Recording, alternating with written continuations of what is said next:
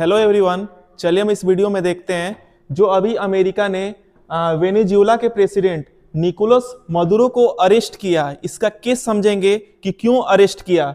जैसे देखिए, सबसे ये पहले प्रेसिडेंट थे, लेकिन इनको जैसे अमेरिका ने बॉम्बिंग की, 1 घंटा बॉम्बिंग की और इनको इनके घर में जाके और इनको अरेस्ट कर लिया गया इनके वाइफ के साथ। देखो, ये अमेरिका ने रिलीज किए फोटो कि हम इनको अरेस्ट कर लिए हैं। सबसे पहले हम मैप में समझेंगे कि ऐसा अमेरिका क्यों किया, ऐसे किसी देश में जाके क्यों अरेस्ट करेगा।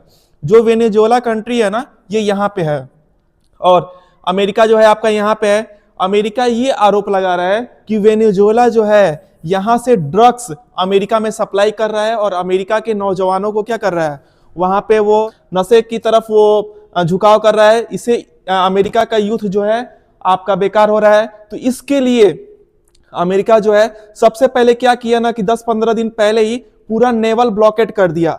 ये वेनेजुएला है, वेनेजुएला आप देखेंगे यहाँ पे आपका ये अटलांटिक ओशन में ये पड़ता है, इसका बाउंड्री जो है। तो यहाँ पे सबसे पहले नेवी की शिप यहाँ पे लगा दी और यहाँ पे नेवी से चोक कर दिया कि कोई भी सामान ये वेनेजुएला से बाहर नहीं जा पाएगा और उसके बाद न तो किसी का हेल्प आ पाएगा। ये इसलिए क्योंकि यहाँ पे दो कंट्री है ना, जब आप बड़े रेस्पेक्ट में जाएंगे तो वेनेजुएला जो है ये कम्युनिस्ट कंट्री है और इसका सपोर्ट जो है किसका है, ये रसिया का है।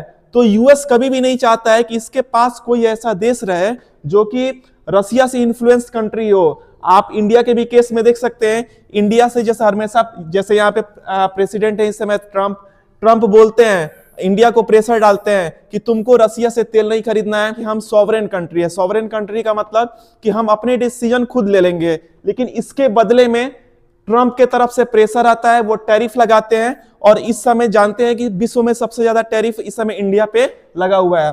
वेनेजुएला पे ये चार्ज लगाया गया कि यहां से जो है आपका जो ड्रग्स जाता है ये अमेरिका के नौजवानों को गलत रास्ते पे लेके जा रहा है। वेनेजुएला बोल रहा है कि हम ऐसा क्राइम नहीं करते हैं और रियल में आप देखेंगे, रिसर्च बताती है कि वेनेजुएला के ड्रग्स से अमेरिका के यूथ बर्बाद नहीं हो रहे हैं। जो वो ड्रग्स जाता है वो मैक्सिको से जाता है। लेकिन ये तो रहा अमेरिका का ब्लेम जो अमेरिका कर रहा है, लेकिन जब आप इसको ब्रॉडर लेवल पे देखेंगे तो ये नहीं है। रियल चीज ये है कि वेनेजुएला का जो जमीन है ना, इसके नीचे तेल की मात्रा ज्यादा है। तो अमेरिका ये चाहता है कि जो यहाँ पे गवर्नमेंट थी स्टार्टिंग में, ये आपका निकोलस मदुरो जो थे प्रेसिडेंट, ये जो थे ये आपका रसिया के फेवर में थे।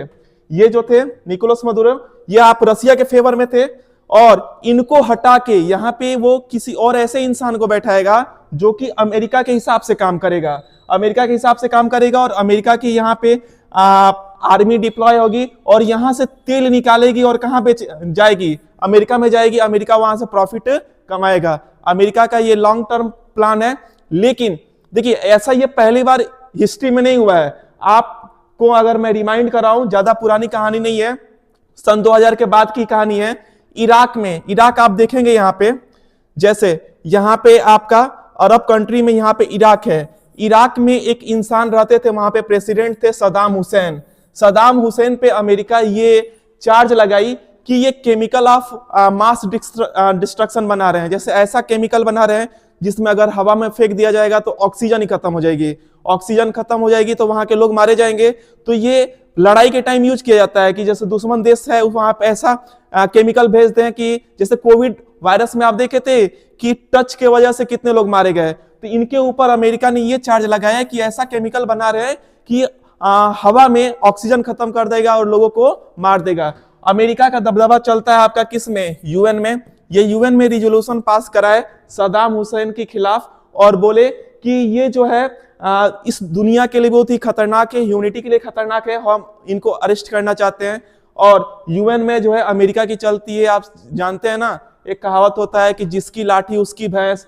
तो अमेरिका जो यूएन है, अमेरिका में उसका ज्यादा कंट्रीब्यूशन है, यूएन में अमेरिका का ज्यादा कंट्रीब्यूशन है, क्योंकि वो पैसा जो है, जैसे डब्ल्यूएचओ की फंडिंग जाती है, आईएमएफ का जो पैसा जाता है उसमें अमेरिका की कंट्रीब्यूशन ज्यादा होती है। तो इसकी बात ज्यादा चलती है। तो यूएन में रिजोल्यूशन पास हुआ और यहाँ पे ये इराक पे उतरे, इराक जो कंट्री है, और यहाँ पे बॉम्बिंग किए और सदाम हुसैन को अरेस्ट किए, इनके ऊपर चार्जेस लगा और ये जो है मारे गए। सेम वही कंडीशन। और इस समय इराक में आप देखेंगे कि इराक में स्टेबिलिटी नहीं है। इराक में यहाँ भी आज अमेरिका की फोर्सेस है और यहाँ से तेल निकाल के बेचती है। तो वही कंडीशन है जैसे यहाँ पे वेनेजुएला में हुआ, इस समय हिस्ट्री में आपका इराक में हो चुका है। सद्दाम हुसैन को चार्ज लगाया गया, केस चला, मारा गया, और यहाँ पे अमेरिका की सेना डिप्लॉय है, तेल निकालती है, बेचती है। अब वही केस आपका होगा वेनेजुएला में। वेनेजुएला में भी तेल की मात्रा ज्यादा है, तो यहाँ पे आपका अमेरिका की जो फोर्सेस है यहाँ पे डिप्लॉय होगी और यहाँ से तेल निकाल के मार्केट में बेचा जाएगा। अमेरिका जो है हमेशा ये सब लड़ाई में ज्यादा एक्टिव रहता है। आप हिस्ट्री में देखेंगे वियतनाम में जैसे देखिए, वियतनाम आप मैप में देखेंगे, यहाँ पे आपका वियतनाम है।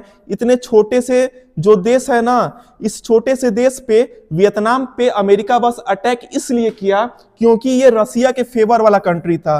रसिया फेवर किसका करता है? कम्युनिस्ट कंट्री का। और अमेरिका जो है बोलता है कि डेमोक्रेसी आना चाहिए।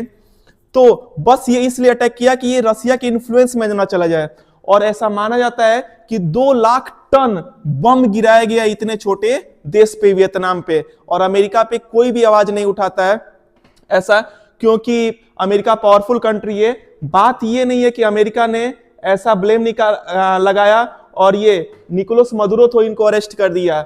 ये फ्यूचर के लिए बहुत ही बेकार है, क्योंकि जो भी पावरफुल कंट्री हैं, पावरफुल कंट्री में जैसे आपके पुतिन हैं, वो भी क्या कर सकते हैं ना कि किसी भी देश पे, जैसे किसी भी देश पे आपका चल रहा है, कॉन्फ्लिक्ट चल रहा है, पुतिन भी चाहेंगे तो ऐसे आपका वो भी बोल सकते हैं कि जो आपके यूक्रेन के प्रेसिडेंट हैं वो गलत कर रहे हैं, उनको भी वो अरेस्ट कर सकते हैं।